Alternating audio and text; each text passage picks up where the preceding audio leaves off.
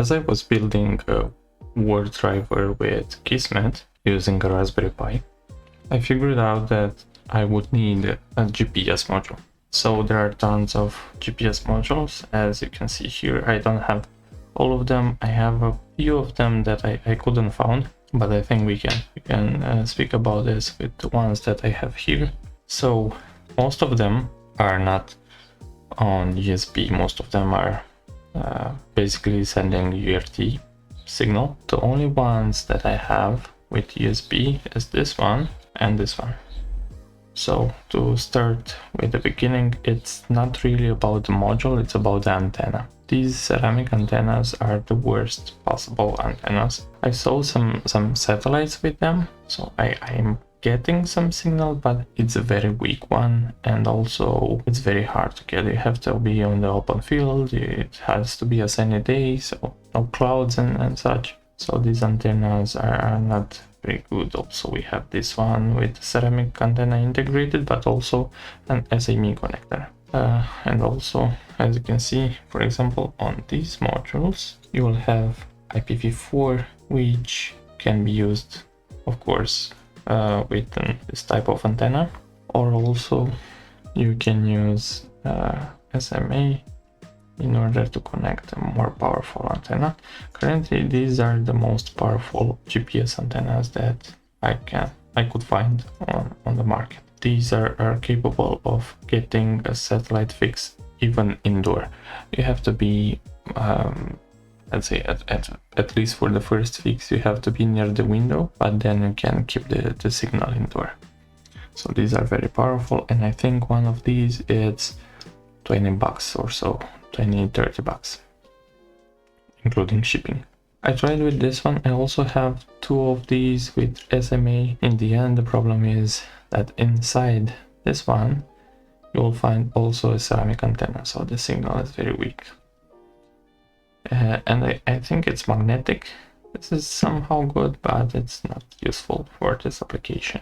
So I tried to find online GPS module that has USB and also that is capable of adding an external antenna. I found one. It's somehow like this one or like this. It just has a USB and it has an IPv4. The problem with IPv4 and IPv3s is that they are very fragile. As you can see, I think I bought like 50 of these because they keep breaking, and also I'm not sure if it will be visible. Pins that you have to solder, okay, it's not visible, but the pins that you have to solder are very thin, so it's kind of hard to solder. You see, you have three pins there, so these are broken a lot. And also, if you'll need to keep them steady with something sharp, so it's very easily to break the plastic part. Okay, so I've used this one, the GLONASS, with the Kismet word driver and the Raspberry Pi. It works. It gets a fix after some time in open field, but it loses the fix very easily. So let's say half of my set was lost. I mean, there was no fix, so no GPS coordinates. So this is useful, but especially in my area, I'm losing the fix very often. And also this was the case when I firstly started word driving. I couldn't get a fix, and that's why I was using these SM800 tail, I think they are called, in order to get a fix based on the cell towers nearby. So because I couldn't get a fix with the GPS because I have some crappy antennas. Currently this is the best and the smallest module that I've been used in my projects, and I also have two of these on the way also because they are very great. But I was thinking, why should I buy a new one that should be kind of the same, and it will have IPv4? It will be kind of bulky because I will need the antenna and I will need everything to be somehow in an enclosure. That one that I found online, it was 20 bucks. It had no enclosure, obviously, and no antenna, but I could have used one of these with an SME cable. But I was thinking, if any of these modules are sending ERT basically signal, I just have to transmit that signal and transcode it into USB signal. Basically, this is what an ERT to USB does. It transmits ERT signal into USB signal. So what I've used one of these, connected to a module, and it's very straightforward. It will be 3v3 or 5 volts to the VCC. Then we have ground to ground, RX pin to TX pin, TX pin to RX pin, and that's all. But it will still be, and this can be used with any module. So you can basically turn any chip module in a very powerful USB GPS module using one of these antennas. You can use any of these. I wanted to use this one because it's the most, let's say, working one that I have. It's the smallest one, but in the same time I will have to use SME connector to connect the antenna. And also the problem with this module is that if the cable touches the battery, then the connection is lost. So if it ends something like this, you won't get a fix. You have to position it something like this all the time. So you have to be careful that it won't touch the battery. The other thing that I have in mind is that I have this one, which has already an SME antenna on it. I can directly connect one of these and there's no cable. I saw that the pins are in basically the same order that I have on this one. So 5 volts to VCC, ground to ground, RX to TX, TX to RX, which is perfect. We don't need the last two ones, the 3v3 and the PPS. You can provide current both 3v3 and 5 volts, so there is no issue providing 5 volts to this. And we will just have to solder them like this, build an enclosure, and that's pretty much it. We will have most powerful cheap DIY USB GPS that you can have. If you don't want to solder, you can also use this type of wires. This is what I use for testing. I know it works. The fix is almost instantly near the window, but let's solder them, build a case, and have a more, let's say, more portable GPS USB module. But as I said, you can use any of these modules. It will work the same. So let's build it.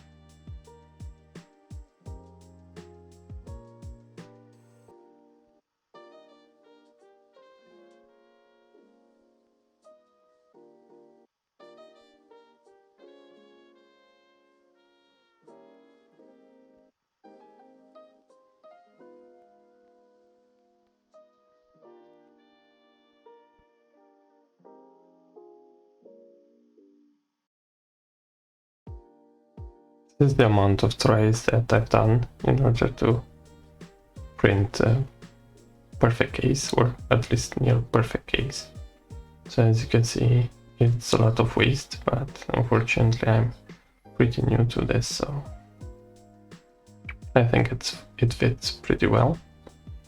But it has a bit of wiggle inside, and there's not enough clearance in the USB. Unfortunately, the USB is not straight because this is how the module is that I had. It was bent previously, I think during shipping. So it's something that I have to deal with, unfortunately. I'm trying to do a test fit, but I will do some other prints. And you'll see those next, and you can see that USB-A is not as long as it should be. So I have to redesign the case a little and make it shorter.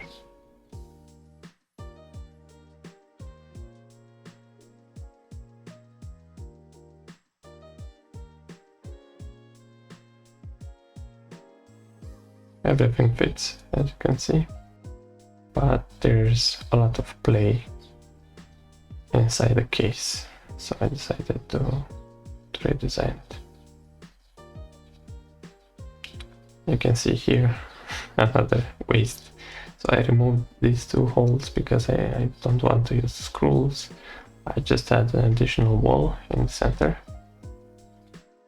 and it's a little smaller. I don't know if you can see or if it's visible on the camera, but it's 1 or 0.8 millimeters smaller, shorter, I mean, than the previous version. And also I added 2 additional walls here to keep it steady, and now it doesn't have any play inside the case, or at least it's minimal. Being shorter also helps with the clearance of the USB-A, and now I can say it's a perfect fit. No play, as you can see.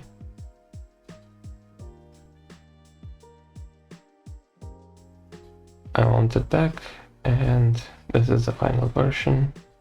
I'm happy with it. There's no play, and I guess we can see it now in action. It's very portable, and also it was printed in PLA, and I think that's enough. I don't think it gets hotter than 60 degrees. I left a bit of clearance here just to be sure that the antenna is screwed all the way down. So let's mount it in my wire driver, and we can do the first test. Let's add a Wi-Fi antenna just for the sake of this video, because we won't do any wire driving, we'll just test the GPS module. And you'll see that it gets a fix even inside. I mean, it will be near the window, but it's still inside. So it gets the fix almost immediately, which didn't happen with the glow one. Okay, that's it powered up. Let's move it near the window.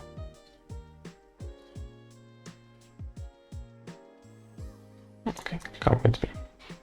Okay. Now it stays near the window. It's a bit cloudy outside, so let's see how it goes. SSH into the Pi.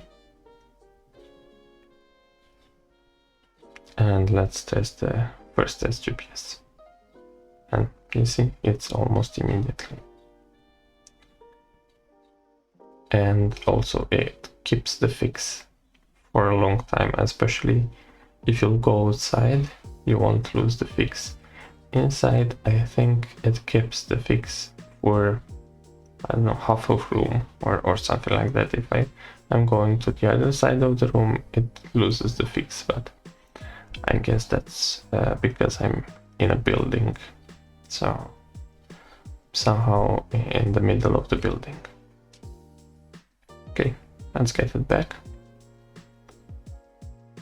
And I think the test was successful. So we can unmount everything now. But let's shut down the Pi first. So it's in the same matter. This will be in the SSH terminal. You just have to sudo shutdown now, so you don't have to wait. And it will shut down the Pi. Then I need to manually shut down the battery. It's a very cheap battery. It has 3 18650 inside.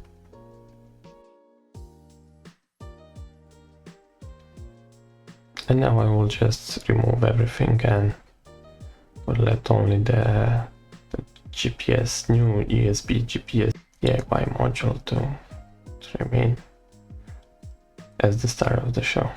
And as you can see, it was no clickbait, it was surely DIY, and it's working great. And it's cheap because one of these modules are like $6 or even less, and the USB reader, I'm not sure how it's called right now, it's $2 or something like that. So it's $10 for fully working USB GPS module, and the antenna, of course. Hope you've enjoyed this video. Please subscribe to the channel if you're not yet a subscriber, and see you in the next one. Cheers.